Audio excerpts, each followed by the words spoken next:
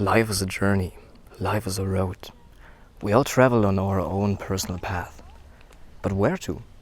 What do we really want in life? What does give us happiness and fulfillment? What do we assume to be? And what is really true? What is the core of our essence? Who are we? And who do we pretend to be so many times and so often? In answering those questions for yourself, life will start to transform. Hi there and hello. I'm just sitting here on this little park bench in nature and making some arrangements the way I live my life. And I would like to share that with you because I believe that can really bring some benefits to you as well. When I was starting out this mission of mine of bringing the message to the world, what I've experienced in my life so far, and made a few learnings, a few more yet to discover, of course. We're all on a path of growth and becoming more. But the things that I've learned so far in the past, and I really wanted to bring this message out because I was, being told by people that some things that I've said really helped them.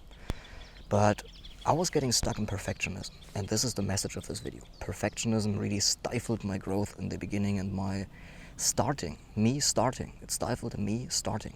So what perfectionism really is, basically, is valuing other people's opinions too much. And by you anticipating how you're coming across when you do something, and because of that, wanting to adjust your approach to the way you do things, is really the root cause of perfectionism. And this really links to the core fundamental of the message that I've discovered and the things that brought healing to my life. That is that we all have grown up and being conditioned in a way that when we grew up, as children, we used to be unconditionally loved. Everything was provided for. But then at some point we had to do something to please our parents. And the young child every one of us did. The young child made the assumption, basically the learning, that I need to be different than I am right now in order to please my parents. Because if I am the way I am, they don't love me anymore unconditionally. Before, you could do everything that you wanted. You could scream and yell and shout, and every desire was fulfilled by your parents. But then at some point you realized you can't do that anymore. Now you need to be a certain way. And this has left a deep, deep wound in everybody's life, in everybody's psyche. So right now, as we are adults, we think we should be different than we are in order to get love and appreciation and affection from others.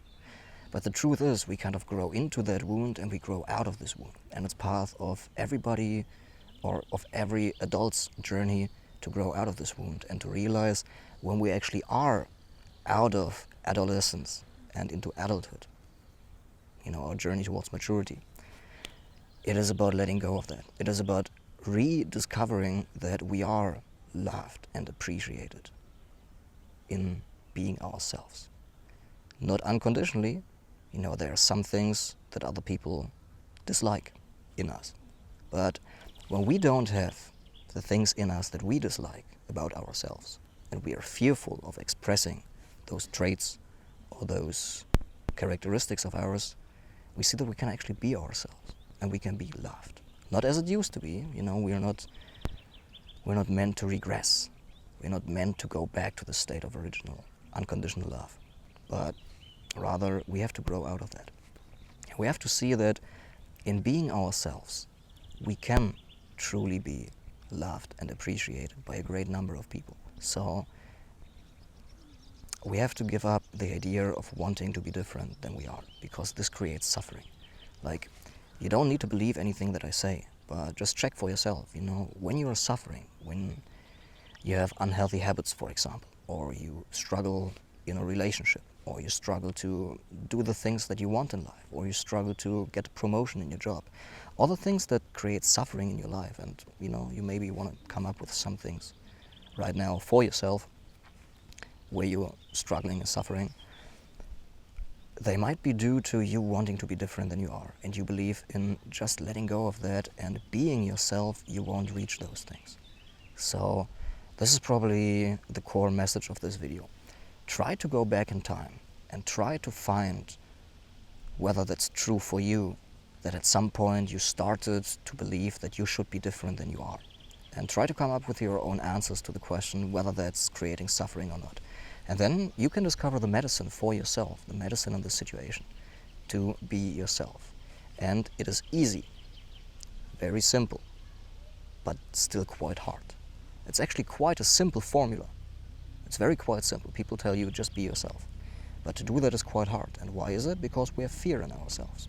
You know, we experience fear when we put ourselves out there the way we are and when we are ourselves. And fear is just an emotion. But we need to go through the fear and really face that in order to see that for ourselves. You know, just to... A helicopter, interesting. Just to know that intellectually won't help. So, is that meant to be? Anyway, don't let yourself be disturbed by the fear. Go in and find out. God bless you. Thank you. Do you see that? That's a piece of wood that has fallen off this giant oak tree.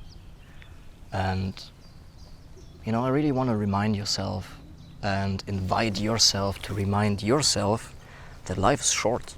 Life is pretty limited in the time span that we have. But we also do have enough time to do things for the world and for ourselves, to impact the world and help shape the world to a better place for our grandparents, grandchildren, and for everybody else. So take into consideration that life is short, but life is also beautiful. So we have to stop to come up with a story where things won't work, and instead of just following our heart, give it a try. Maybe we will fail, maybe that's part of the process, but at the end, we will create a magnificent life in which we can truly be ourselves.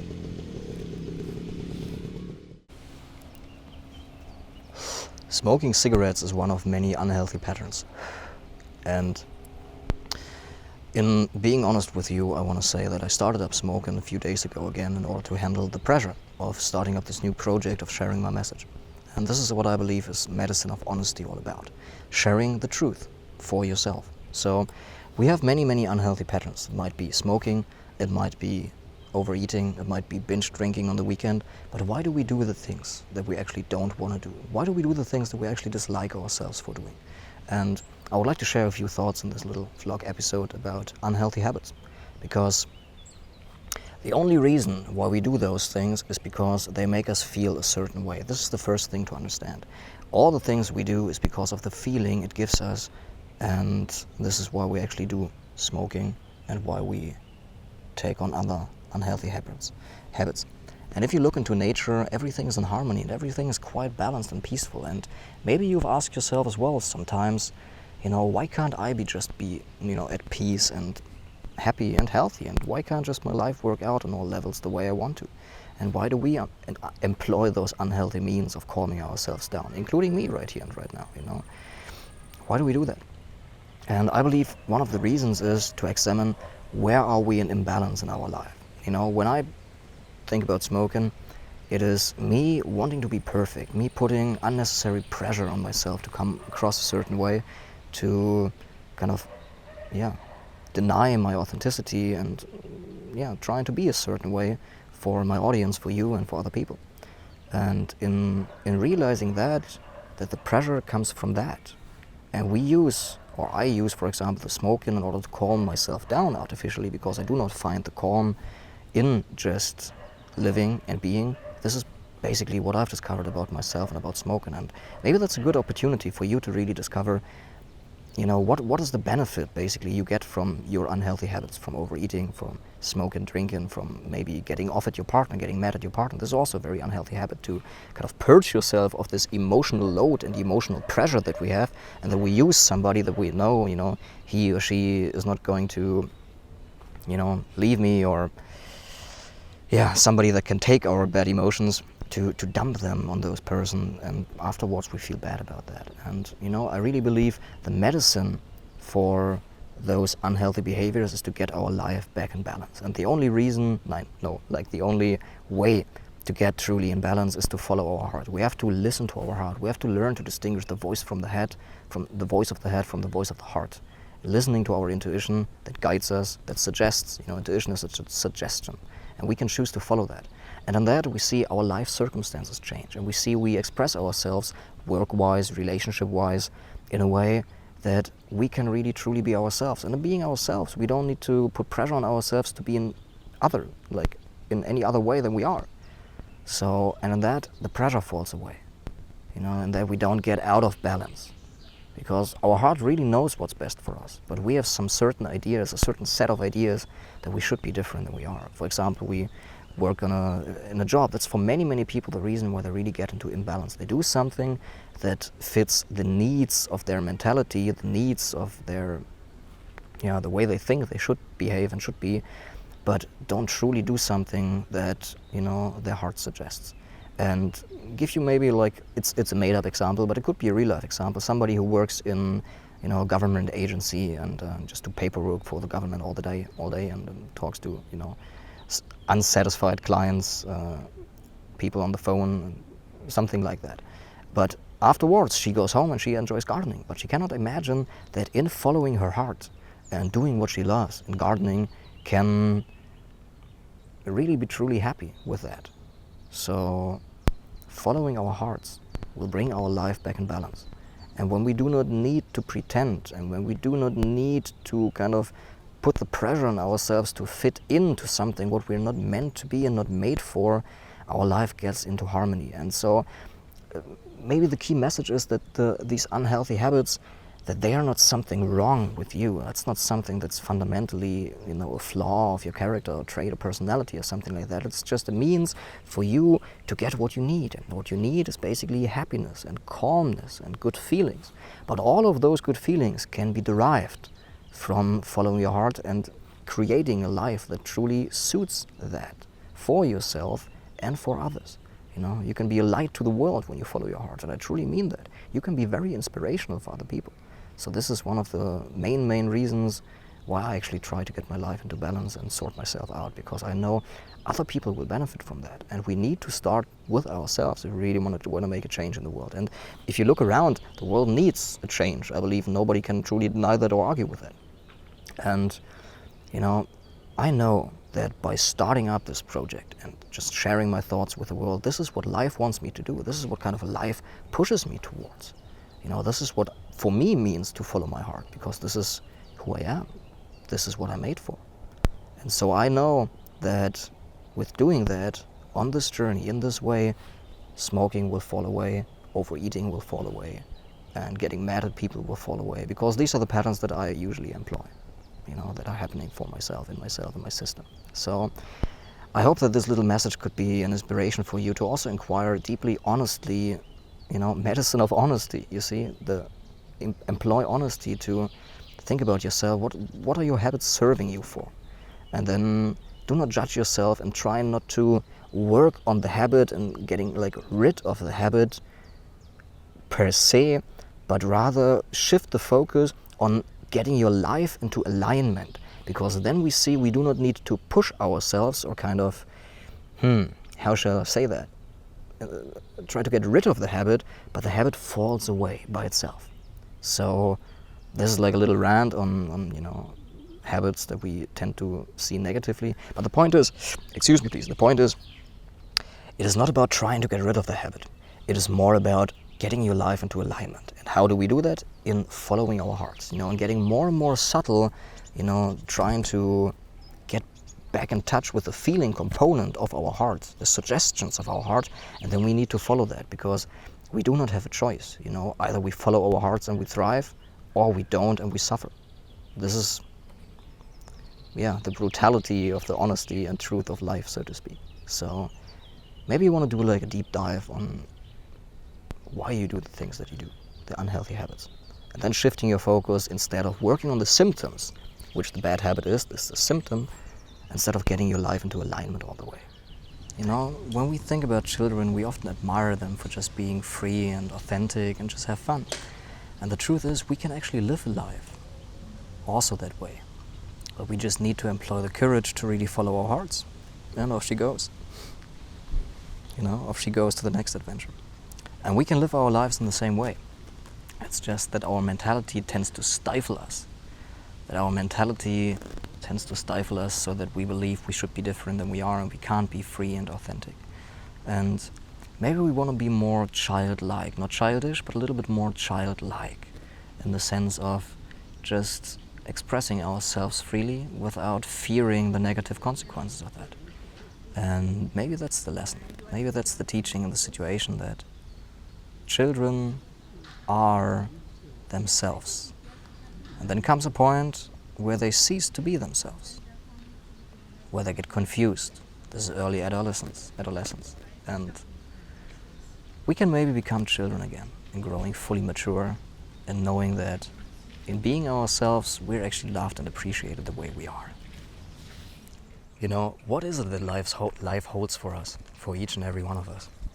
What is it that our true gift is for humanity and the gift that we can give to ourselves? And I believe in balance, harmony, and following your heart. But how do we follow our hearts? I believe it's about intuition. It is about learning to distinguish the voice of the head from the voice of the heart. Because the heart speaks with subtlety. The heart speaks through the silence.